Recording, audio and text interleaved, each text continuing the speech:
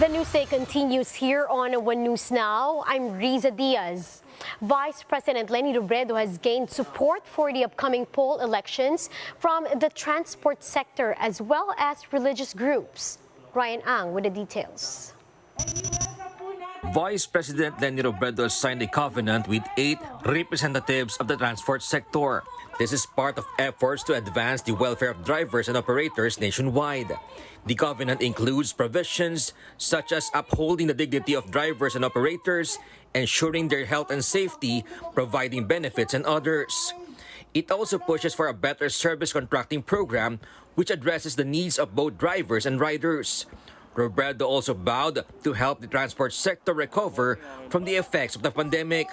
Pero yung akin lang commitment sa inyo, nandito kami, kaisa nyo kami.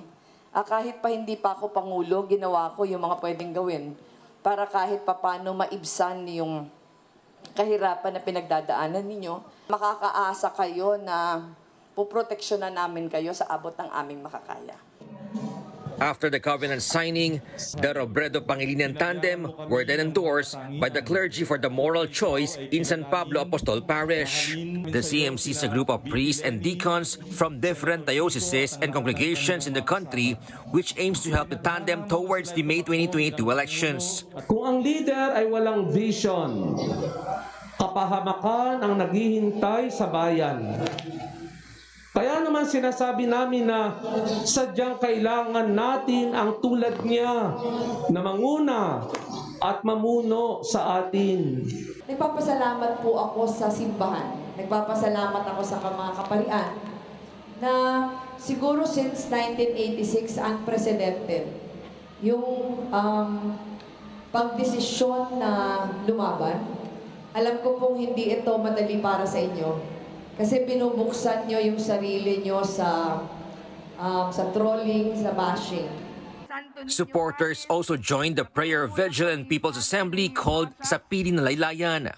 Some of our Muslim brothers and sisters have also expressed support for VP Leni and Senator Kiko.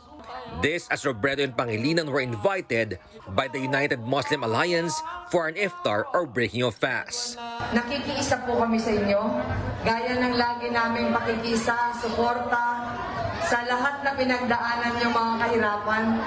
Papunta po ako sa Cotabato, papunta po ako sa Maguindanao para makisa po sa mga kapatid nating Muslim.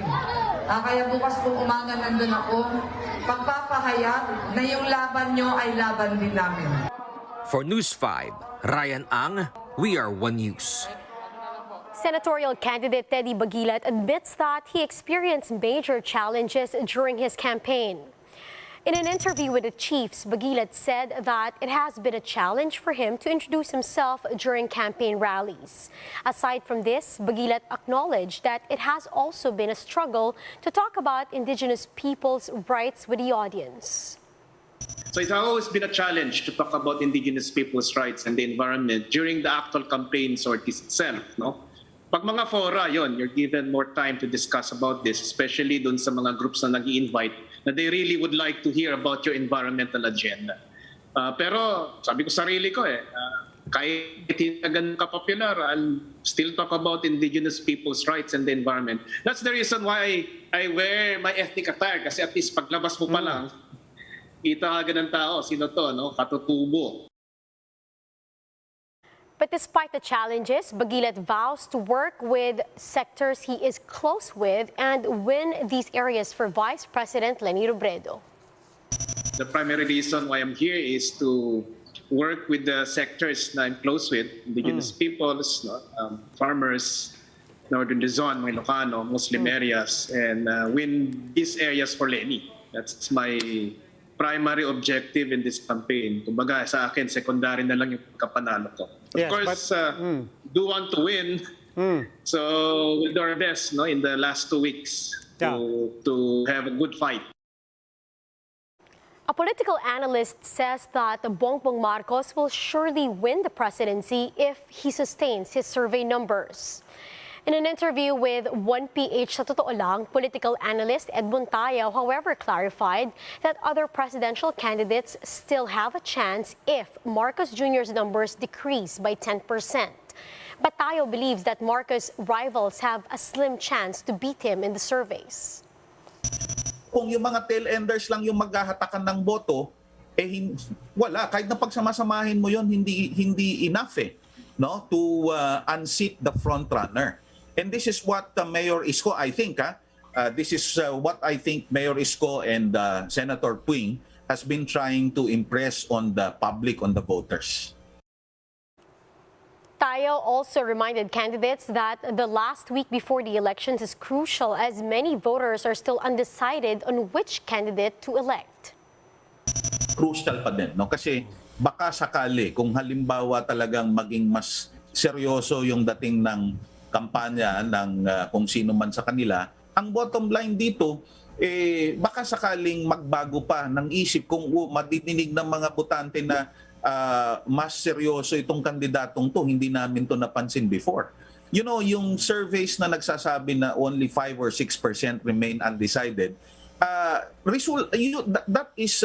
is an accurate result as far as that particular period when the survey was undertaken.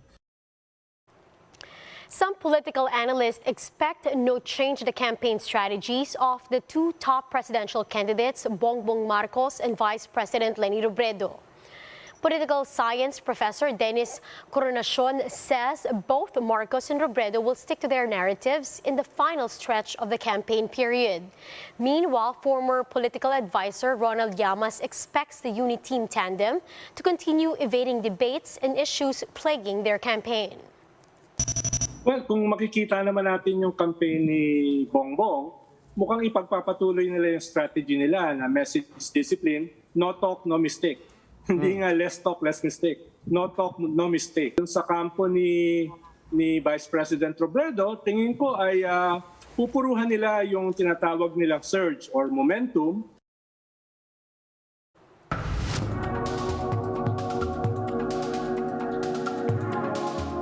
Not just Philippines, but also France is preparing for an election this Sunday. Now, the latest poll shows that President Emmanuel Macron is ahead of presidential candidate Marine Le Pen. More details in this Bloomberg video. Where do you put the odds of Le Pen overcoming this deficit and actually claiming victory on Sunday? Well, I pride myself in never giving any predictions, so I'm not sure. But looking at the polls, it looks now likely that Macron will win. But the question really hinges on abstention. We know that particularly Mélenchon, so the far-left candidate, who really managed to rally over 20% of the French electorate, has not really endorsed Macron. He certainly called on his voters not to vote for Le Pen, but he hasn't endorsed Macron either. And so the question is how they will vote, because they will make the difference on Sunday. Georgina, good to speak to you. One of the interesting things about the way that Le Pen is or where her support base comes from a European perspective, I suppose, and perhaps internationally as well, is that a lot of younger people have started voting for Le Pen than perhaps other political models might suggest. Typically, you often see younger people leaning towards the left, and yet here we have her being quite successful at pulling in younger age groups. Is that a feature of French politics that we need to be aware of? I mean, it's definitely a feature we need to be aware of going forward, because what we saw in 2017 was a fragmentation of the political landscape, where we had, of course, Macron, a centrist candidate, and Le Pen in the second round. And at that time, we were thinking, well, is it going to be a blip, or is it actually the start of a new trend? And what we're seeing now is certainly the mainstream sort of centre-left and centre-right failing to galvanise voters. And if you look particularly at French voters aged between 18 and 24, their top candidate was Jean-Luc Mélenchon, the far-left. Then it was Macron, the centrist candidate, and then Le Pen. So it's clearly the centre-left and centre-right are struggling to rally those votes.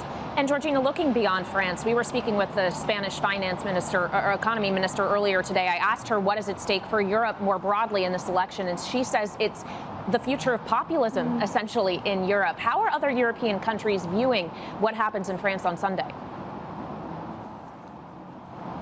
So I think probably with a lot of anticipation. I mean, you saw Olaf Scholz, the German Chancellor, and you saw the Spanish Prime Minister and the Portuguese Prime Minister writing a feature in Le Monde, a French newspaper, calling, on French voters to vote for Macron. So clearly they are concerned. I mean, I think until very recently it looked like Macron was going to win in any case. So perhaps other EU countries sort of thought, well, actually, we can be a bit slightly more relaxed about this. But there is an important question about populism, because Marine Le Pen, what she has successfully managed to do, regardless of whether she wins on Sunday, is really kind of made herself look like a much more moderate and centrist candidate, but also made her party look much more moderate as well. And if you walk in the streets of Paris, you hear people say, well, actually, does it really matter if she wins? Because her views now are very different to her views in 2017 and 2012 as well. And those are the top stories of the hour. Join us later again at 12 noon as we continue to monitor the day's biggest stories. You can also catch One News on Signal Play app. Register for a free account now at www.signalplay.com and stream One News live anytime, anywhere. I'm Riza Diaz. Mask on, wash hands, and stay safe, Philippines. We are One News. Thanks.